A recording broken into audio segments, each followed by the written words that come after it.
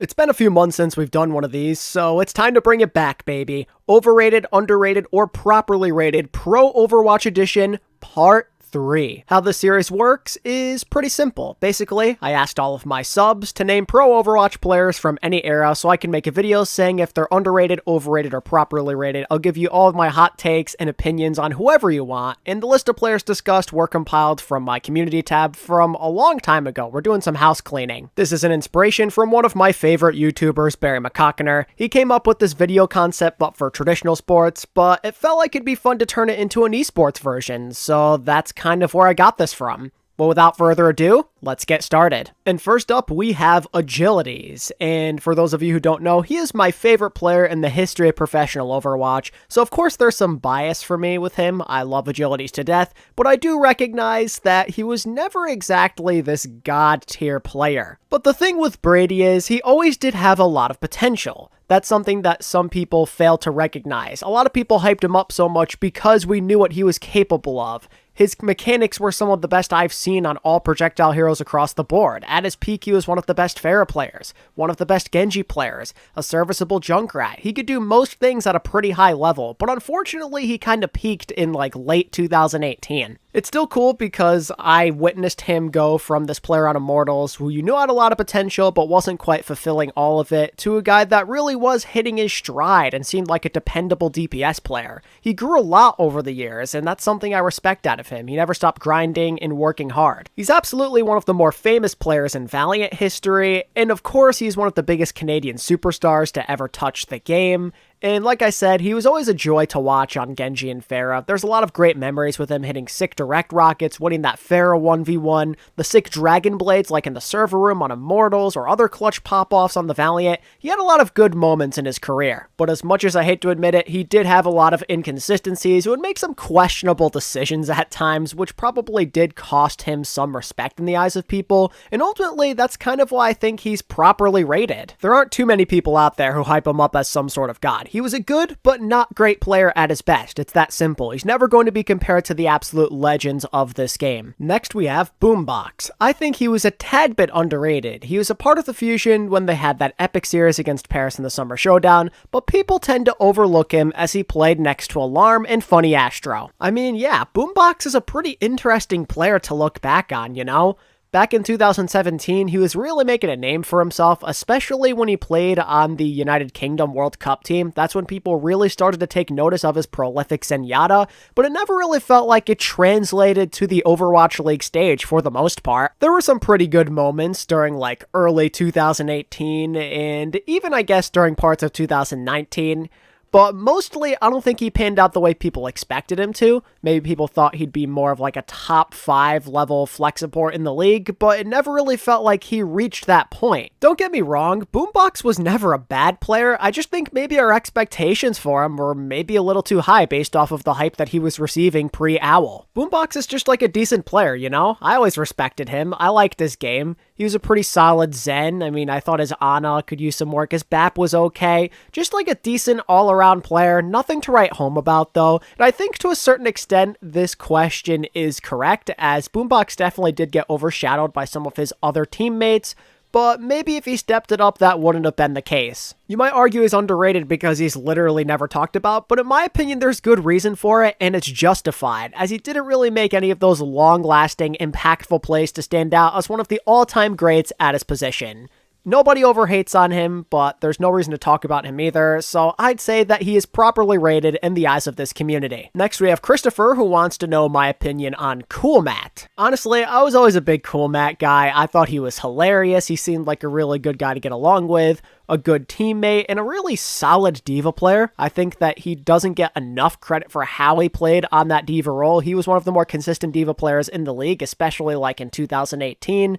But beyond that, Cool Matt just didn't really do anything, and his relevance went down and down and down as time went on. He really peaked in like his early Houston days and in the 2017 World Cup era. That's when Cool Matt was at his best, but then once the meta started to change and we had less diva, he just didn't cut it anymore. His Roadhog and his Zarya were lackluster to say the least. It was all diva. Now granted, he was really good at that specific role, but things change, things evolve, the competition gets greater, And the era itself also changed, as flexibility was something that was more desired in an off-tank player as the metas were changing more and more, but Cool Matt always seemed to stay in the past. It was dope that he played in the Overwatch League at like 30 years old. It was awesome that he did such a thing and that he stuck around for a couple of years, but nobody really remembers him that much outside of like the funny memes and his occasional diva plays.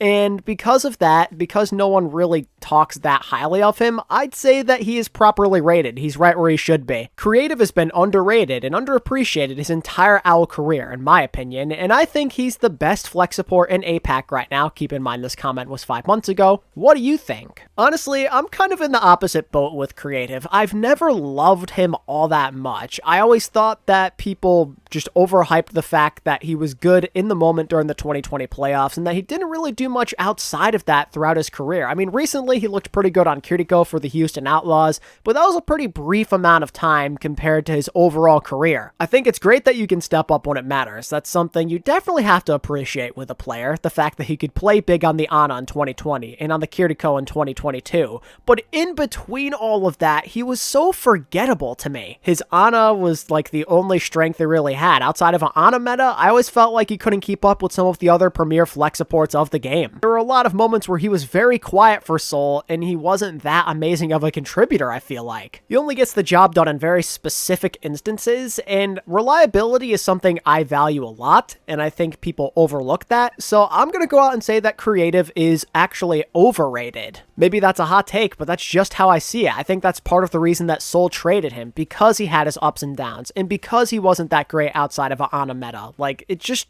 I don't know. I really have never liked him all that much. Again, I really appreciate what he did during those couple of playoff runs, but that's just not enough to justify that he's underrated to me. Casual A Bowl of Ramen wants to know my opinions on Doha. Even though he's currently permabenched, he still had an absolute monster Sombra, Genji, Sim, Reaper, etc. Dude single-handedly carried the fuel in Season 3. I'm assuming you mean after Decay left the team, but I get what you mean. Doha has always been a pretty reliable player. I'd like to add in that he had a good Echo and Pharah as well. He was a pretty well-rounded flex DPS for Dallas the last couple of years. He always seemed to be able to do what they asked of him, even in tough situations like in Season 4 when they had no hit scan player. He stepped up and made sure the team could stay in their realm of comfort.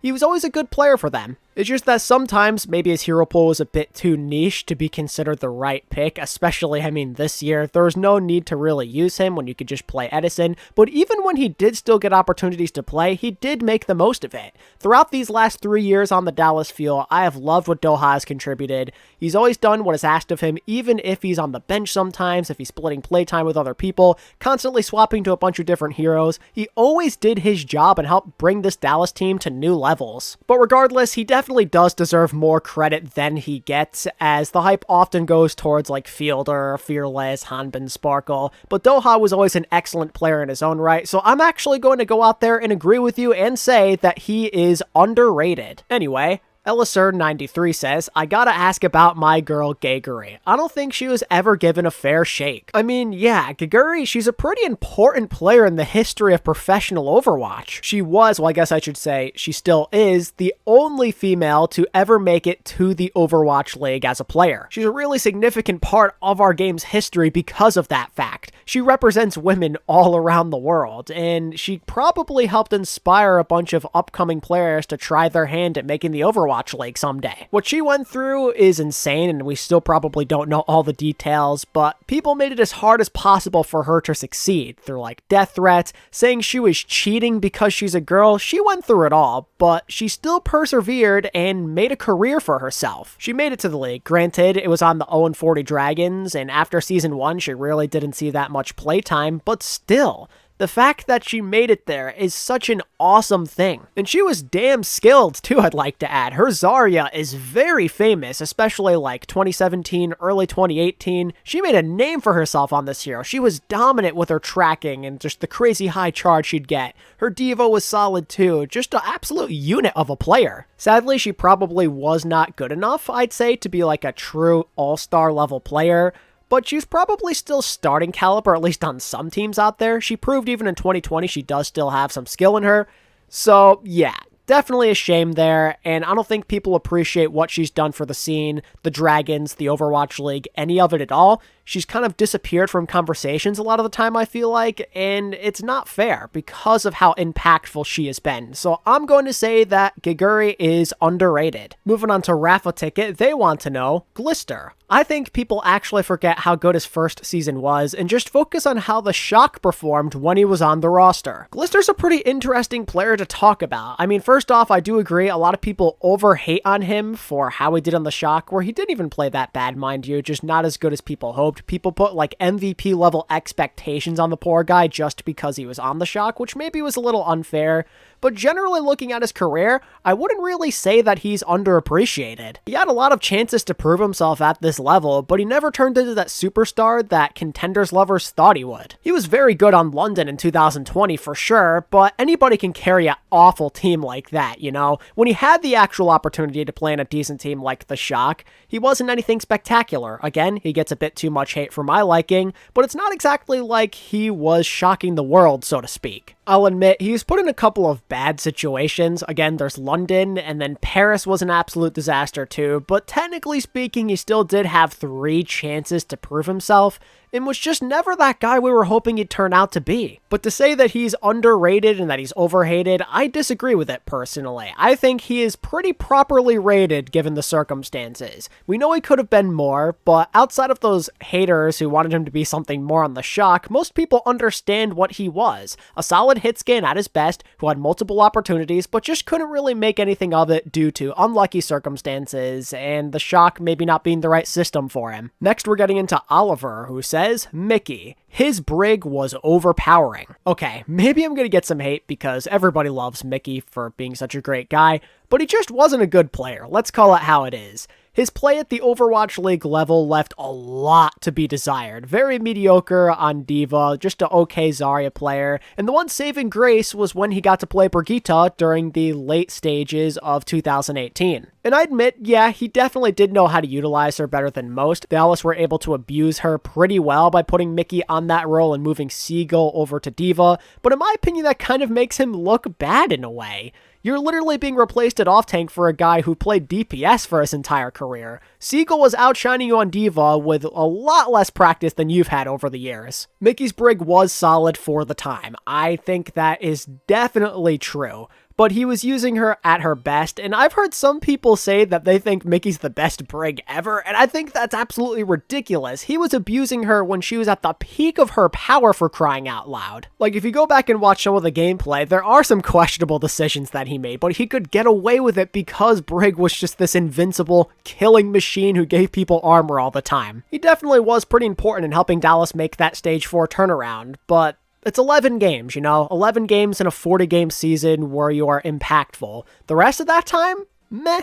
Wasn't really doing too much. But still, people act like he's the greatest thing since sliced bread because he had a couple of good moments on Brigitte, and I find it ridiculous, to be honest with you. If you just look at his tank play in general, it was just not very special. So I'm going to say, sadly, that Mickey is a little overrated. Joseph R says, Moth, the greatest Overwatch 1 main support who disappeared off the face of the earth. Pretty sure he just left to finish college from what I've heard, but his greatness cannot be ignored. And yeah, that's true, Joseph. You really cannot ignore what Moth contributed to the league and to the San Francisco Shock. He is one of the most consistent main supports ever, one of the best ever for sure. Some might even argue he still is the GOAT to this day. It's up for debate, but he was always really good at whatever was asked of him. It's a shame what happened during his final year on the Gladiators. It sucks that he got replaced by Skew just because Skew's brig was so insane, but in general, Moth's career was pretty spectacular. He quickly grew into a very reliable piece for the Shock, especially in like 2019. He helped keep a lot of those personalities under wraps by being the serious guy, the in-game leader.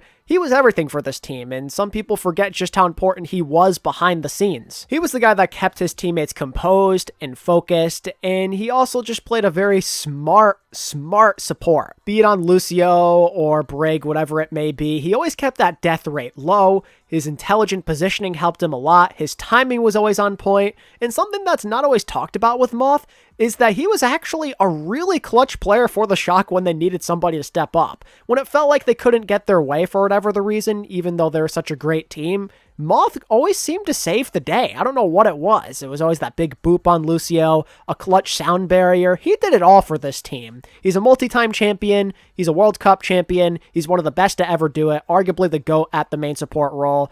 And most people know that, so he's definitely properly rated. Next, we have a very specific request. Muma from Season 1. I started watching competitive Overwatch with Season 1, and he had a lot of hype going in, but I always struggled to get a read on him. We all know where his career ended, but looking back on how his AWL career started, it would be interesting. I mean, yeah, in the early stages of his career, he was somewhat reliable, I'd say.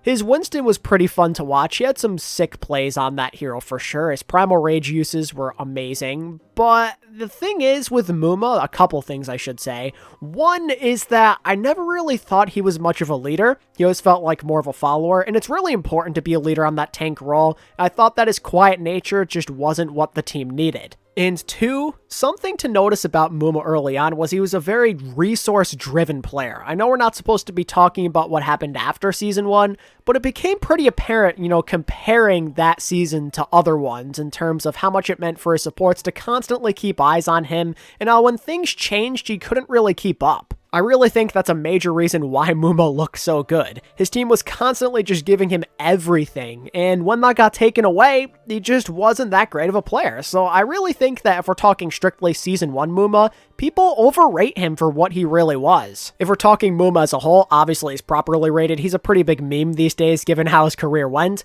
but specifically 2018, there's still a lot of hype around him, and when I look back at it, we definitely overrated him way too much. Next, we're getting into Poco, the player that inspired me to be an off-tank player. First off, that's really awesome, and second, Poco's a pretty sick player that doesn't always get the credit he deserves. He does France proud. He's one of the better players from that region, absolutely, and for good reason, right? Poco was never ever like a bad player. He was never a top tier player for the most part, but he was always consistent and reliable, and people forget about that when looking at the Fusion's history. It's all about Carpe and Alarm, etc., but Poco was always a very good contributor for them. In 2018, that diva of his was of legend. All of the famous Poco bombs were very clutch for that Philly team and played a pivotal role in helping them make that stage 2 playoff and making a playoff run in general later in the season.